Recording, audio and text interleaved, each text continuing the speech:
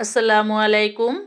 আজকে সবজি সংরক্ষণের আরও একটি ভিডিও নিয়ে আপনাদের সামনে হাজির হয়েছি। আজকে সংরক্ষণ করব টমেটো। উজ্জ্বল লাল এবং রসালো টমেটো যে কোনো রান্নার খাবারের স্বাদ বাড়িয়ে দিতে পারে। যদিও অনেকে টমেটোকে একটি সবজি বলে মনে করেন, উদ্ভিদগতভাবে টমেটো বীজসহ একটি টনজি ফল। শীতকালে এই টমেটো প্রচুর পরিমাণে চাষ হয় এবং উৎপন্ন হয়ে থাকে আমাদের দেশে। টমেটো শীতের ফল হলেও এখন সারা বছরই কিন্তু টমেটো পাওয়া যায়। তবে শীতের এই সবজির স্বাদ অন্য সময়ের থেকে অনেক আলাদা। আপনারা অবশ্যই সবাই কম বেশি জানেন। সালাদ হিসাবে ও রান্না টমেটো খুবই সুস্বাদু। টমেটোতে রয়েছে vitamin A, K, B one, বি3, বি5, বি6, বি7 O vitamin C সহ নানা প্রকৃতির ভিটামিন। এছাড়াও এতে folate, iron, potassium, magnesium, chromium, choline, copper এবং ফসফরাসের মতো খনিজ থাকে। নিয়মিত টমেটো খাওয়ার অনেক স্বাস্থ্য উপকারিতা রয়েছে। এই টমেটো খেলে আমাদের হার্ট ভালো থাকে, ডায়াবেটিসকে নিয়ন্ত্রণ রাখে, ক্যান্সার থেকে দূরে রাখে, রোগ প্রতিরোধ ক্ষমতা বাড়ায়, কোষ্ঠকাঠিন্য দূর করে। আচ্ছা, আমরা এই কয়েকদিনের ভিডিও থেকে কি জানতে পেরেছি? বিভিন্ন প্রকারের সবজি খেলে কিন্তু আমাদের রোগ প্রতিরোধ ক্ষমতা বৃদ্ধি পেয়ে থাকে। তাই আসুন আমরা সংসারের প্রতিটা মেম্বারকে সবজি খাওয়াতে উৎসাহিত করি। আজকে আমি 5 কেজি টমেটো সংরক্ষণ করব। সাধারণত আমরা কোনো ফ্রাই খাবার খেলেই সঙ্গে নিয়ে নেই 1 চামচ টমেটো সস বা টাটকা টমেটোর খানিকটা সালাদ। এতেই যেন স্বাদ বেড়ে যায় দ্বিগুণ, তাই না?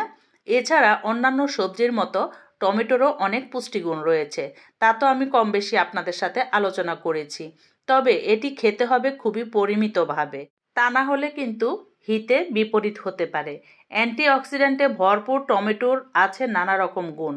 তবে টমেটো হচ্ছে একমাত্র সবজি যাতে 4 রকমের ক্যারোটিন এড বা ভিটামিন এ আছে বিপুল পরিমাণে। এই ক্যারোটিন এড বা ভিটামিন এ ত্বক ও চোখের সুস্থতা এবং দেহের রোগ প্রতিরোধ ক্ষমতা বাড়ায়। এটিকে ফল হিসাবেও বিবেচনা করা যায়। বিশ্বজুড়ে টমেটোর নানা রকম ব্যবহার রয়েছে। এটি ত্বকের যত্নেও ব্যবহার করা হয়ে থাকে। সূর্যের অতি বেগুনি রশ্মির ক্ষতিকর প্রভাব থেকে এটি মানুষকে রক্ষা করে থাকে। এছাড়া খাবারের স্বাদ আনতেও অনেকে টমেটোর ব্যবহার করে থাকেন। তবে আপনি জানেন কি টমেটোর কিছু পার্শ্ব প্রতিক্রিয়াও রয়েছে, যা এড়িয়ে যাওয়া ঠিক নয়। চলুন জেনে নেই টমেটোর বেশ কিছু পার্শ্ব প্রতিক্রিয়া। শুনতে আশ্চর্য লাগলেও অতিরিক্ত টমেটো খেলে কিডনিতে পাথর দেখা দিতে পারে। টমেটো তো আছে ক্যালসিয়াম এবং অক্সালেট, যা প্রায়ই হজম হয় না এবং শরীর থেকে সহজে বের করে দেয় না। এই খনিজগুলো জমা হয় এবং এটি কিডনিতে পাথর তৈরি করতে শুরু করে। আবার যারা কিডনি রোগী আছেন তারা কিন্তু টমেটো খেতে পারবেন না। ডক্টররা কিন্তু বলেই দেন বা প্রেসক্রাইব করে দেন টমেটো থেকে দূরে থাকার জন্য কিডনি রোগীদের। সুতরাং টমেটো বেশি পরিমাণে খেলে অম্বল বা অ্যাসিড রিফ্লাক্স হতে পারে। অতিরিক্ত টমেটো খেলে জয়েন্টের ব্যথাও বেড়ে যেতে পারে। এছাড়া অস্থিসন্ধিগুলো ফুলে যেতে পারে। তাই যাদের জয়েন্টের ব্যথা আছে, বাত এবং আর্থ্রাইটিসের সমস্যা আছে, তারা টমেটো খাওয়া থেকে বিরত থাকবেন। টমেটোতে থাকা ম্যালিক অ্যাসিড ও সাইট্রিক অ্যাসিড পাকস্থলীতে অতিরিক্ত অ্যাসিড বা অম্লের প্রবাহ তৈরি করতে পারে। তাই আমরা যে কোনো কিছু পরিমিতভাবে খাওয়ার চেষ্টা করব। আর যাদের শারীরিক সমস্যা আছে, আমি যে সমস্যাগুলোর কথা বললাম, তারা আমরা সবজিগুলো এড়িয়ে চলব। আমি প্রথমে টমেটোগুলো আপনারা দেখতেই পেয়েছেন, ধুয়ে তারপর পানি ঝরিয়ে নিয়েছি। আর ধোয়ার আগে আমি কিন্তু বেশ কিছুক্ষণ সময় সিঙ্কে ভিজিয়ে রেখেছি। আপনারা হয়তো কম বেশি আমার আগের ভিডিওগুলো দেখলে বুঝতে পারবেন যে সবজি আমি ফরমালিন মুক্ত করার জন্য বা মেডিসিন মুক্ত করার জন্য আধা ঘন্টার মতো ভিনেগার এবং লবণ দিয়ে ভিজিয়ে রাখি। যার হাতের কাছে যেটা থাকবে, অনেকের ভিনেগার থাকবে না, আপনারা লবণ দিয়ে ভিজিয়ে রাখবেন। ভিজিয়ে রেখে তারপর এগুলো ভালো করে ধুয়ে নিয়ে পানিটা ঝরিয়ে নিয়েছি। পানিটা শুকিয়ে যাবার পর আমি এখন টমেটোগুলোকে এভাবে স্লাইস করে কেটে নিচ্ছি। আমি কিন্তু 2 ধরনের টমেটোই বাজার থেকে নিয়ে এসেছি, আপনারা দেখতেই পেয়েছেন। তো সবগুলো টমেটো আমি এভাবে কেটে নিচ্ছি। আর এই টমেটো কিন্তু আমাদের সারা বছরের জন্য পাওয়া যায়, জানেন কম বেশি। তবে সারা বছরের যে টমেটোগুলো পাওয়া যায় সেগুলো কিন্তু এখন যে টেস্ট আপনারা পেয়ে থাকেন সেই টেস্ট পাবেন না, কারণ তখন পাওয়া যায় কোল্ড স্টোরের বা অন্য জাতের টমেটো। তাই এখন আমরা টমেটোগুলো বাজার থেকে একটু বেশি পরিমাণে কিনে কিন্তু ডিপ ফ্রিজে সংরক্ষণ করতে পারি। বেশ কয়েকভাবেই সংরক্ষণ করে নেওয়া যায়। আসুন আমার সাথে আমার পুরো ভিডিওটা দেখে নেবেন, তাহলেই জানতে পারবেন। সামনে রমজান আসছে, রমজানে কিন্তু আমাদের প্রচুর সস বা টমেটোর ব্যবহার হবে বাসায় প্রত্যেকেরই।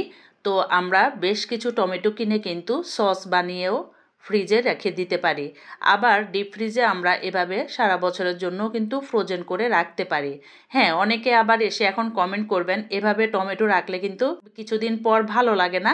তাদের উদ্দেশ্যে বলবো, যদি আপনার কাছে ভালো না লাগে তাহলে আপনি কিন্তু এভাবে আমার মতো ব্লেন্ডার জগে বেশ কিছু টমেটো নিয়ে ব্লেন্ড করে নেবেন, তারপরে এগুলোকে প্রক্রিয়াজাত করে রেখে দিবেন। এই যে আমি আজকে কিছু আইস বক্স কিনে নিয়ে এসেছি এই টমেটোগুলোকে ফ্রোজেন করবার জন্য। তা আমার বাসায় আগের আছে টাপারওয়্যারের বক্স, 2টো বক্স আছে, তারপরে আমি আজকে আরও 4টে কিনে নিয়ে এসেছি। আমি এগুলোতে শুধু ব্লেন্ড করা টমেটোটাই ফ্রোজেন করব। এই যে দেখতেই পাচ্ছেন, এটা হচ্ছে কাঁচা টমেটো আমি ব্লেন্ড করে নিয়েছি। এটা চালবার কোনোই প্রয়োজন নেই, পুরোটাই কিন্তু ব্লেন্ড হয়ে গিয়েছে। তো এটা একটু বেশি পরিমাণে ঘুরিয়ে তারপর আমি ব্লেন্ড করে নিয়েছি। আর এই যে এখন আইস ট্রেতে আমি এই ব্লেন্ড করা টমেটোর পেস্টটা সুন্দর করে রেখে দিচ্ছি। এগুলো যখন ডিপ ফ্রিজে জমা হয়ে যাবে তখনই আমি এগুলো এই আইস ট্রে থেকে বের করে নিয়ে একটি জিপলক ব্যাগে সংরক্ষণ করব। আমি জানি কম বেশি প্রতিটা গৃহিণী কিন্তু তাদের তরকারিতে এই টমেটো পেস্ট ব্যবহার করে থাকেন, বা টমেটো থাকলে টমেটো কেটে ব্যবহার করে থাকেন। আর এই টমেটোর পেস্ট বা টমেটো কেটে দিলে তরকারির টেস্টটা কিন্তু বহুগুণে বেড়ে যায়, আপনারা গৃহিণীরা কম বেশি জানেন। তো আমি কিছু টমেটো এভাবে সিদ্ধ করে নিয়েছি। আমি তো দেখতেই পেয়েছেন কিছু আমি কিন্তু কাঁচা ব্লেন্ড করে নিয়েছি, আর এখন কিছু টমেটো আমি সিদ্ধ করে নিয়েছি। এগুলো আমি এখন পেস্ট করে নিব ব্লেন্ডার জগে। পেস্ট করে নেবার পর আমি একটু চেলে নিচ্ছি। এখানে আমি বেশি ব্লেন্ড করিনি, কারণ আমি এই টমেটো পেস্টটা কিন্তু বিচি ছাড়া রাখার চেষ্টা করব। তাই আমি অল্প একটু ঘুরিয়ে নিয়ে এখন এই পেস্টটাকে আমি একটি স্ট্রেনারের সাহায্যে চেলে নিচ্ছি। দেখতেই পাচ্ছেন যেভাবে আমরা সস তৈরি করি ঠিক সেভাবে চেলে নিব। আবার অনেকে আছেন যে বলতে পারেন যে এটা চেলে নেবার দরকার কি। হ্যাঁ, ঠিক আছে, আপনারা চেলে না নিয়েও কিন্তু ডিপ ফ্রিজে সংরক্ষণ করতে পারবেন। তো জাল দিয়ে রাখলে হয় কি, এটা টেস্টটা খুব বেশি ভালো পাওয়া যায়। আমি তো সবভাবেই ফ্রোজেন করেছি, প্রতি বছর করে থাকি।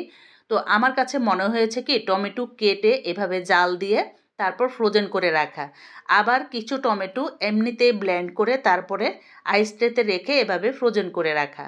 তো যেটা কেটে রেখে দিয়েছি সেটার থেকে আমার কিন্তু ব্লেন্ড করে রাখাটাই বেশি পছন্দ হয়েছে। আপনাদের কাছে কোন প্রকারের টমেটো ডিপ ফ্রিজে ফ্রোজেন করলে ভালো লাগে আপনারা আমার ভিডিও দেখে কমেন্ট করে কিন্তু জানাবেন। আর আপনারা রেখেও দেখবেন আমার মতো করে। আমার যেটা মনে হয়েছে আমি সেটাই কিন্তু আপনাদের সাথে শেয়ার করেছি।